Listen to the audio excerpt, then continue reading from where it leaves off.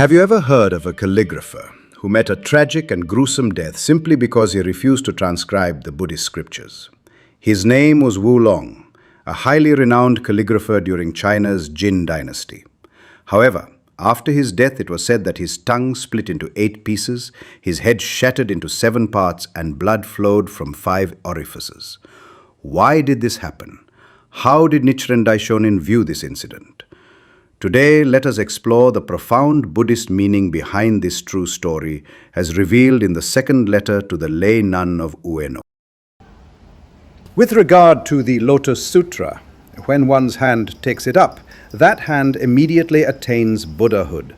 And when one's mouth chants it, that mouth is itself a Buddha. As, for example, the moon is reflected in the water the moment it appears from behind the eastern mountains, or as a sound and its echo arise simultaneously. It is for this reason that the sutra states, "If there are those who hear the law, then not one will fail to attain Buddhahood." This passage means that if there are 100 or 1,000 people who uphold this sutra, without a single exception, all 100 or 1,000 of them will become Buddhas. Background and summary. This Gosho was written by Nichiren Daishonin on November 15, 1281, when he was 60 years old, from Mount Minobu to Ueno the lay nun, the mother of Nanjo Tokimitsu. It was a letter of appreciation for the offering she had made on the memorial anniversary of her late father, Matsuno Rokuro Seimon. In the Gosho, the Daishonin quotes a well-known passage from the Lotus Sutra. The Lotus Sutra is like a lotus flower that bears fruit as it blooms. This represents the Buddhist principle of simultaneity of cause and effect. In other words, by believing in and embracing the Lotus Sutra in the present moment, one is already planting the seed of Buddhahood in this lifetime. Nichiren Daishonin explains that anyone who upholds the mystic law will, without exception, attain Buddhahood. Therefore, the Daishonin encourages the lay nun, assuring her that as long as she performs sincere memorial offerings with pure faith, her deceased father will most certainly attain Buddhahood. To help the lay nun Ueno better understand, Nichiren Daishonin cited a true historical story, the karmic relationship between the father and son, Wulung and Yilung.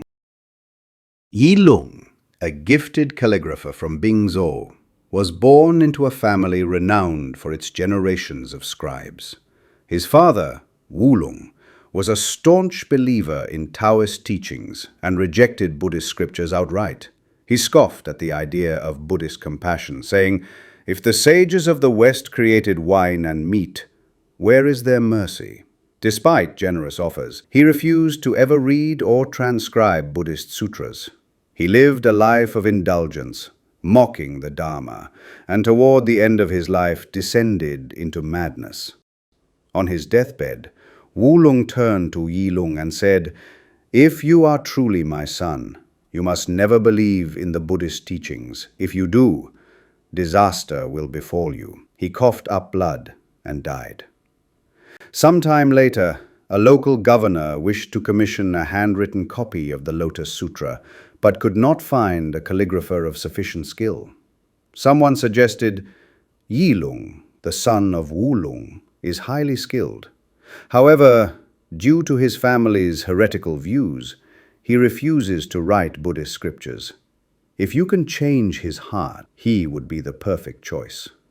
The governor approached Yilung with the request, but he flatly refused, saying, "My family has never written Buddhist sutras."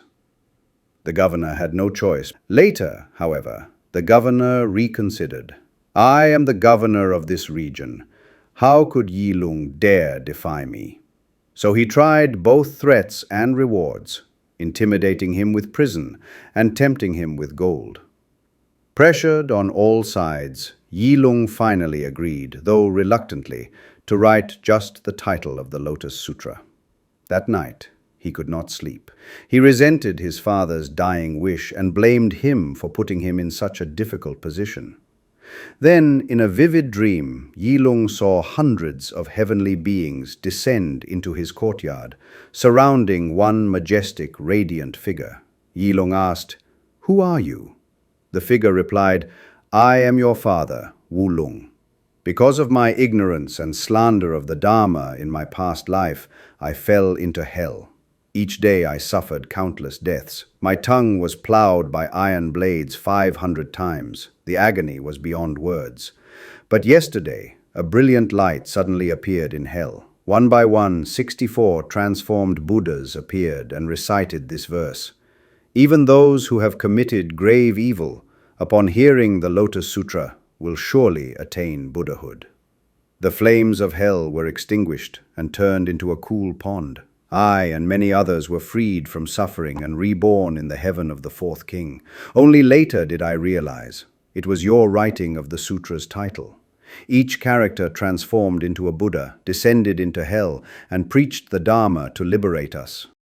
My son, abandon your past delusions. Dedicate yourself wholeheartedly to transcribing the sutras. Make this your life's mission and let it become the noble legacy of our family. With those words, the figure vanished. Awaking in tears, Yilung deeply repented and shared his dream with the governor. Everyone who heard the story was amazed. If writing merely the title of the Lotus Sutra had such profound karmic power, how much greater would be the merit of transcribing the entire sutra, or encouraging others to do so? Life-changing essentials from this Gosho. 1. You are a Buddha when you take action. Every step you take to share hope, chanting, encouraging, or visiting someone is already the life of a Buddha in motion. 2. Your Buddha nature appears the moment you chant. Just one sincere Daimoku awakens your highest potential. Enlightenment is not distant. It starts now with you. 3. Compassionate words can transform lives. Believe in others' Buddha nature. Your genuine care and dialogue can heal, inspire, and create deep human bonds. For more encouragement rooted in Nichiren Buddhism, subscribe and walk this path with us.